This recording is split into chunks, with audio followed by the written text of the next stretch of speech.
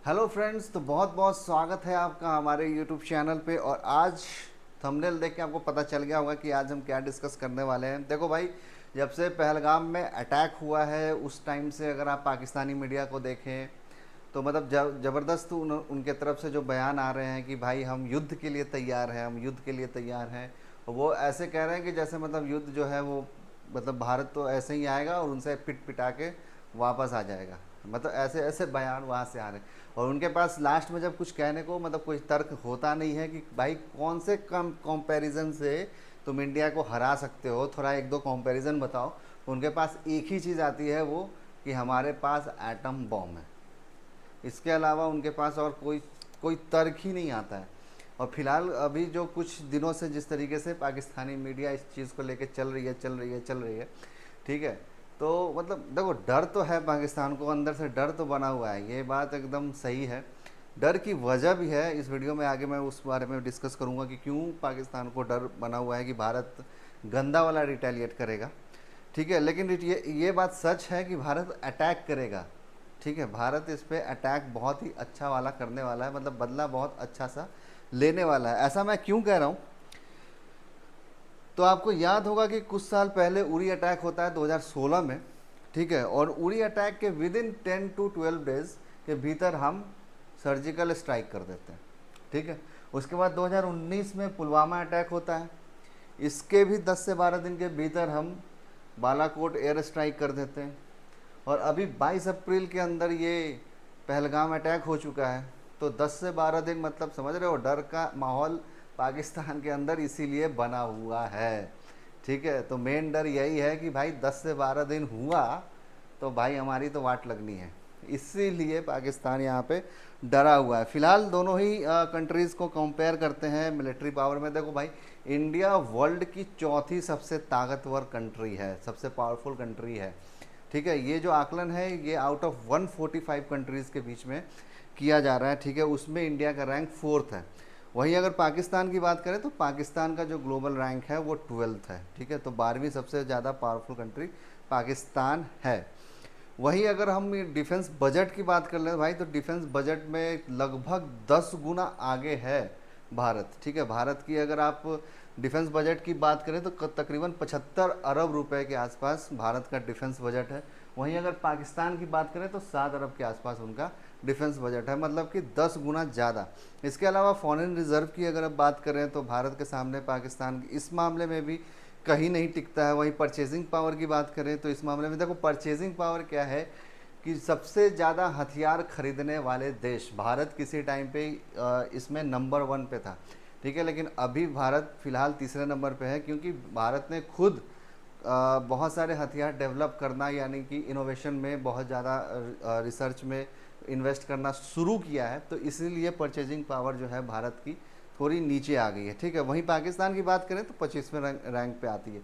वहीं अगर active personnels फौज की अगर हम बात करें तो भारत के पास मौजूदा फौज की जो संख्या है वो 14,55,550 है। वहीं अगर पाकिस्तान की बात कर लेते हैं तो 6,54,000 के आसपास उनके पास फौज है। तो ये यहाँ पे भी भारत लगभग 2.5 गुना 2 गुना के आसपास तो है ही। इसके अलावा रिजर्व आर्मी की बात करें तो भारत के पास जो रिजर्व आर्मी है वो 11,55,000 की है।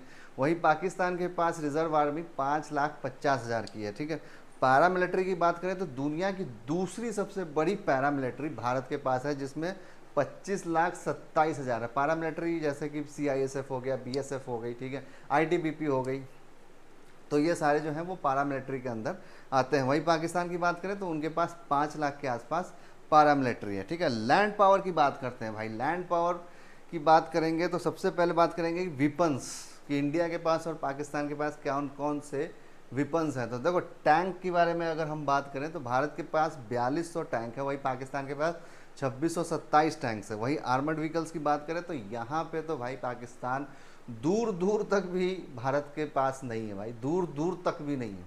1.5 लाख के आसपास भारत के पास आर्मर्ड व्हीकल्स हैं, आर्मर्ड व्हीकल्स। और पाकिस्तान की बात करें तो उनके पास 17,500 के आसपास आर्मर्ड व्हीकल्स हैं। आप अंदाज़ा लगा के देखिए कि कितना बड़ा मार्जिन है यहाँ पे। आर्मर्ड व्हीकल्स कहने का मतलब है, जैसे S-400 is a good example of armoured vehicles, ठीक है, कि व्हीकल्स के अंदर ही कुछ इस तरीके के सिस्टम लगा देना जो कि बम्बार्डिंग के लिए इस्तेमाल की जाती हो, मतलब कि मिसाइल अटैक्स भी इससे किया जा सकता है। तो एक आर्मर्ड व्हीकल का काम ये होता है। इसके अलावा सेल्फ प्रोपेल्ड आर्टिलरी की बात करें तो भारत के पास 100 है और पाकिस्तान के पास 662 है।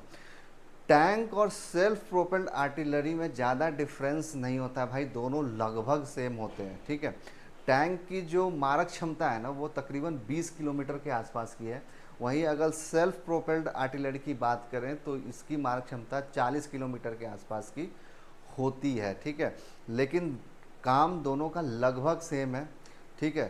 टैंक की बात करें तो टैंक सेल्फ प्रोपेल्ड आर्टिलरी के अपेक्षा ज़्यादा कारगर है और भारत ने सेल्फ प्रोपेल्ड आर्टिलरी पे ज़्यादा ध्यान इसलिए भी नहीं दिया क्योंकि भारत आर्मर्ड व्हीकल्स पे ज़्यादा ध्यान देता है। इसलिए S-400 एक एग्जांपल है कि रसिया के साथ डील हुआ है और वो S-400 भारत को जो डिलीवरी हुई है।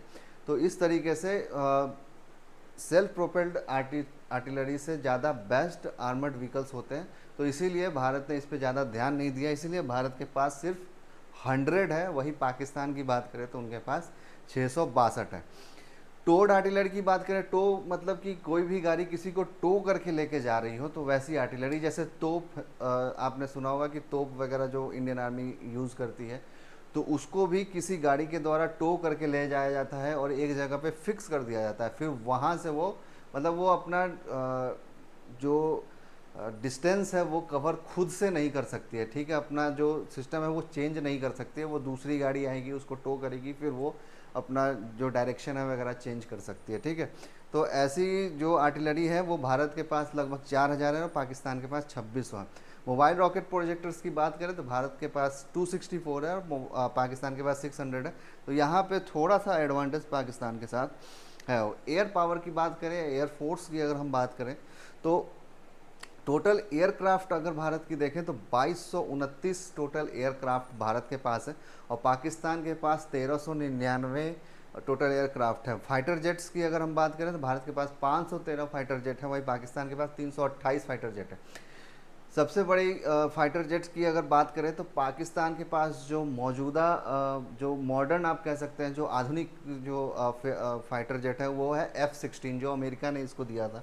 वहीं भारत की बात करें तो भारत के पास जो मॉडर्न बात करें तो रफाल भारत के पास है जो कि फ्रांस के साथ डील हुआ था और फ्रांस से हमने ये खरीदा था। इसके अलावा डेडिकेटेड अटैक की बात करें तो इंडिया के पास 130, पाकिस्तान के पास 90। ट्रांसपोर्ट व्हीकल्स की बात करें तो 270 भारत के पास है, वहीं पाकिस्तान के पास 64 के आसपास है। ट्रेनर्स की अगर हम बात करें तो ट्रेनर भारत के पास 351 है, वहीं पाकिस्तान की अगर आप बात करें तो पाकिस्तान के पास 565 है। वहीं एरियल टैंकर्स की बात करें तो 4 हैं उनके पास पाकिस्तान के पास और भारत के पास 6 हैं। वहीं हेलीकॉप्टर्स भारत के पास 900 के आसपास है और पाकिस्तान के पास 373 है। अटैक हेलीकॉप्टर्स की अगर बात करें तो 80 भारत के पास है और 57 के आसपास पाकिस्तान के पास है। अब नेवल की बात करते हैं भाई, देखो नेवी में ना भारत के इर्द गिर्द भी पाकिस्तान नहीं है, इर्द गिर्द भी नहीं है। उसका एग्जाम्पल आपको यहाँ पे स्क्रीन पे दिख रहा होगा। देखो फ्लीट स्ट्रेंथ की अगर हम बात करें तो भारत के पास 293 और पाकिस्तान के पास 121 है। इसके अलावा एयरक्राफ्ट कैरियर तो पाकिस्तान के पास है ही नहीं, भारत के पास 2 है। विक्रमादित्य बहुत बढ़िया एग्जाम्पल है आपके लिए कि एयरक्राफ्ट कैरियर्स में सबसे ज़्यादा एयरक्राफ्ट कैरियर वैसे अमेरिका के पास है, टोटल 11 एयरक्राफ्ट कैरियर अमेरिका के पास है। इसके अलावा सबमरीन्स की बात करें तो 18 है भारत के पास और 8 पाकिस्तान के पास हैं। डिस्ट्रॉयर पाकिस्तान के पास एक भी नहीं है। भारत की बात करें तो 13 डिस्ट्रॉयर हैं। इसके अलावा फ्रिगेट्स के बात करें तो 14 भारत के पास है, 9 पाकिस्तान के पास है। कॉर्वेट्स की बात करें तो इंडिया के पास 18 और पाकिस्तान के पास 9। माइन वारफेयर की बात करें तो ये भारत के पास एक भी नहीं है और पाकिस्तान के पास 3 है। तो नेवल की अगर बात करें, नेवी की अगर बात करें तो भारत के सामने पाकिस्तान कहीं भी नहीं टिकता है भाई, ठीक है। अब ये देखते हैं कि पाकिस्तान के साथ भाई, यहाँ इस वीडियो से तो ये चीज़ क्लियर हो गया कि भाई भारत के सामने पाकिस्तान कहीं टिकता नहीं है। लेकिन पाकिस्तान के साथ एक चीज़ जो उसके साथ है, जो उसको फेवर कर सकती है, वो है उसका ज्योग्राफी। मतलब ज्योग्राफी उसको फेवर कर सकती है। लेकिन अगर आपको याद हो 1965 इसके अलावा 1971, इसके अलावा 1999, ये तीनों वॉर में ज्योग्राफी पाकिस्तान के हक में थी, लेकिन फिर भी हमने यहाँ पे उसको हराया था। 1999 तो इनफैक्ट वो मतलब कि पहाड़ के ऊपर खड़े थे और बहुत ही बेस्ट पोजीशन में खड़े थे, उसके बावजूद भी उनको यहाँ से हार के जाना पड़ा था 1999 कारगिल वॉर, अगर आपको ध्यान हो तो। ठीक है, तो भाई कितना दिन तक ज्योग्राफी का फ़ायदा उठा लोगे, एक दिन दो दिन, पिटना तो है ही। और जहाँ तक भाई पाकिस्तान एटम बॉम्ब की बात करता है कि हमारे पास एटम बॉम्ब है, एटम बॉम्ब है, एटम बॉम्ब है, हम ये कर देंगे, वो कर देंगे, ऐसे कर देंगे, वैसे कर देंगे, तो भाई भारत के पास क्या है? भारत के पास एटम बॉम्ब नहीं है। अगर पाकिस्तान अगर मान लो चलो एक परमाणु बम छोड़ देता है भारत पे, तो उससे भारत का क्या कितना नुकसान होगा, लेकिन अगर भारत ने पलट के अगर एक भी एटम बम छोड़ दिया पाकिस्तान पे, तो भाई नक्शे से गायब हो जाएगा पाकिस्तान। वर्ल्ड वर्ल्ड का जो आप मैप देखते हो, उस मैप से पाकिस्तान गायब हो जाएगा। ठीक है, और एक और जो न्यूज़ सामने निकल के आई है वो ये है कि भारत के कुछ डिप्लोमेट्स अफ़गानिस्तान में जो अभी मौजूदा तालिबान सरकार है उसके साथ एक मीटिंग की है। ठीक है, हालांकि इस मीटिंग में ज़रूर जो पहलगाम में अटैक हुआ है उस अटैक को लेकर चर्चा हुआ होगा, लेकिन कोई अंदर की बात इतनी सामने नहीं आई है। बस ये कहा गया है कि जो इंडिया के जो प्रोजेक्ट्स थे जो वहाँ पे रुके हुए थे अफ़गानिस्तान में, उसको रीस्टार्ट करने की बात इसमें कही गई है। पहलगाम अटैक के बारे में बात हुई है या नहीं, ये तो उतना डिटेल में इस मीटिंग के बाहर अभी तक ये न्यूज़ नहीं आई है। लेकिन पहलगाम अटैक जो हुआ था उसमें तालिबान ने इस अटैक को कंडेम किया था। ठीक है, और उन्होंने कहा था कि ऐसा नहीं होना चाहिए था। ठीक है, तो उस मीटिंग के बारे में भी डिस्कस करेंगे नेक्स्ट वीडियो में। ठीक है, कि क्या चीज़ें हुई हैं और तालिबान और पाकिस्तान के फ़िलहाल जो मौजूदा रिश्ते हैं वो कैसे हैं, और जो डिप्लोमेटिक रिलेशन अभी मीटिंग हुई है भारत और अफ़गानिस्तान की, तो इसके क्या मायने हैं और इन फ्यूचर इनका क्या इम्पैक्ट जो है इंडिया पे पड़ेगा या फिर पाकिस्तान पे पड़ेगा। ठीक है, तो उसकी भी वीडियो बहुत जल्द आपको मिल जाएगी। ठीक है, फ़िलहाल इस वीडियो में इतना ही। अगर आपको वीडियो अच्छा लगा हो तो अपने दोस्तों के साथ ज़्यादा से ज़्यादा शेयर कीजिएगा। ठीक है, तो ऐसे ही इंटरेस्टिंग वीडियो में मिलते हैं अपने नेक्स्ट वीडियो में। तब तक के लिए गुड बाय, टेक केयर, जय हिंद।